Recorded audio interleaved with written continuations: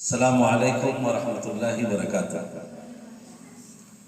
الحمد للہ رب العالمین والصلاة والسلام علی سید المرسلین محمد وآلہ الطیبین واصحابہ الطاہرین الی یوم الدین، اما بعد۔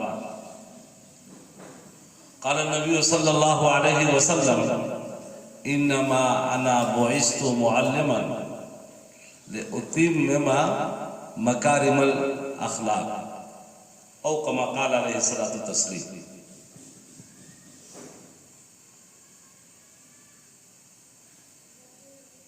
ایک وقت زمانے نے وہ دیکھا ہے، پورے ورلڈ میں تاریکیاں چھائی ہوئی تھی۔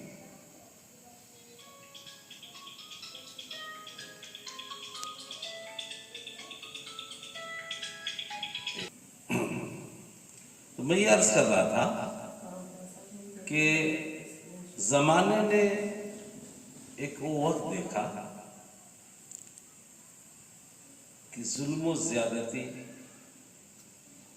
ناانصافی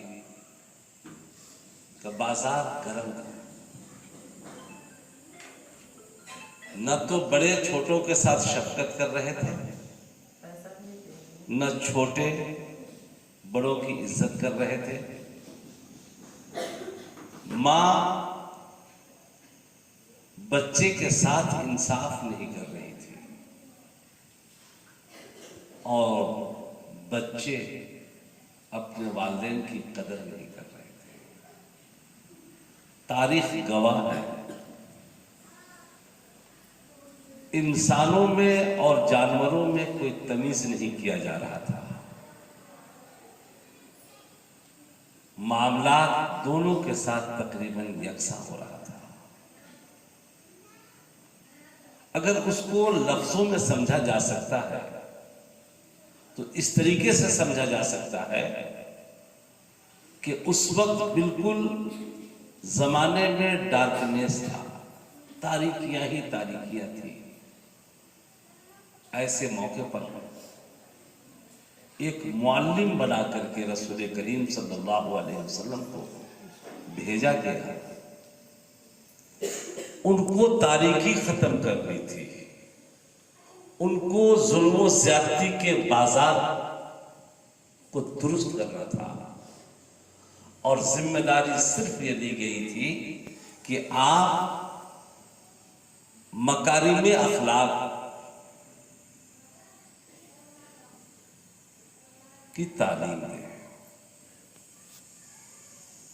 جو معلم ان تاریکیوں کو چھانٹنے کے لیے بھیجا گیا، اس کو ذمہ داری کیا دی گئی کہ آپ اخلاق کی تعلیم دیں۔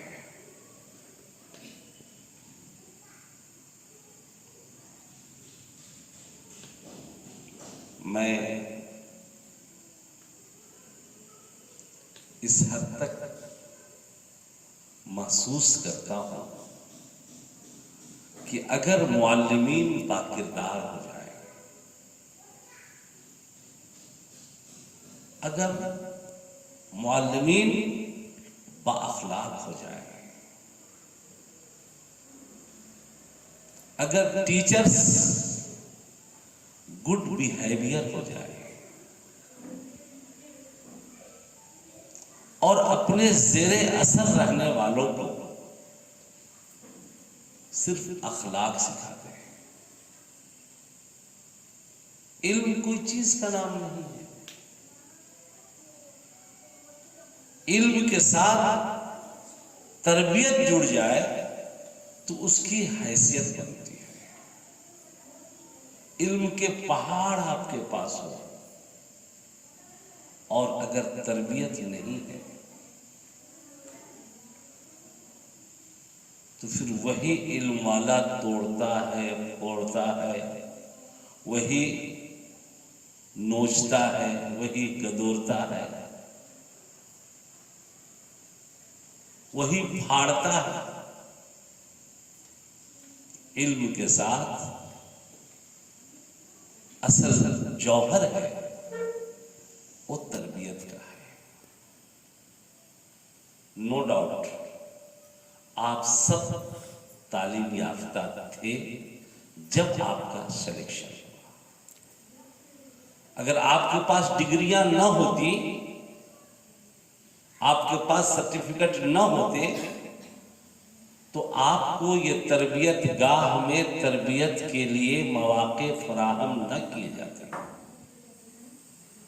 افسوس کا سب سے بڑا وقت وہ وقت ہوگا یہاں کے بعد کی جو زندگی، اب کے بعد کی جو زندگی آپ کی آئے گی، اس میں آپ کی تربیت کا اثر اگر دکھائی نہ دے، آپ کی زبانوں میں، آپ کے کرداروں میں، آپ کی چالوں میں، آپ کی باتوں میں، آپ کے رہنے میں، آپ کے لوگوں کے ساتھ معاملہ کرنے میں، آپ کی معاشرت میں وہ کردار جھلکنا چاہیے کہ کہیں کے با کردار لوگوں نے آپ کے اندر کردار پیدا کیا.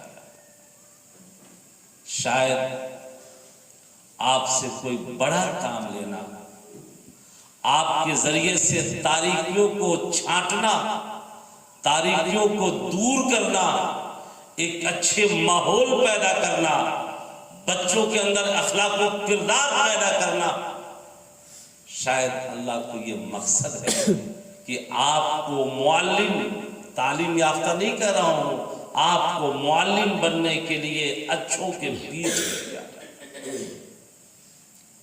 اگر ان خوبیوں کے آپ نے اپنے اندر نہیں سمویا، یہ خوبیاں اگر آپ نے اپنے اندر پیدا نہیں کی، تو میں کہہ سکتا ہوں کہ ہمارے اس باغ میں بہت سارے پھلدار درخت ہیں اور اسی باغ میں کچھ خاردار بھی درخت ہیں.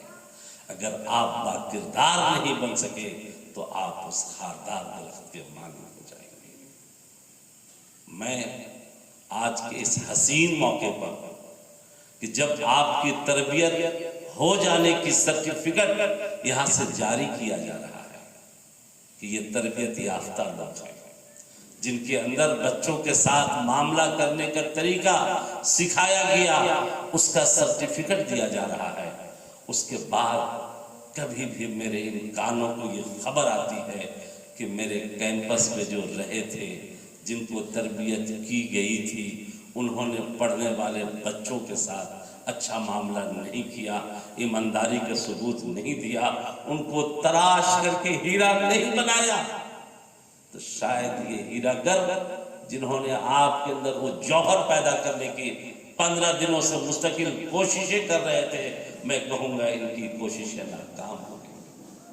اللہ سے دعا ہے آپ کو خوشیوں کی زندگی عطا فرمائے، آپ کو عمل صالح کرنے کی توفیق عطا فرمائے، اور اس قوم کے بچوں کو سنوارنے کی توفیق عطا فرمائے.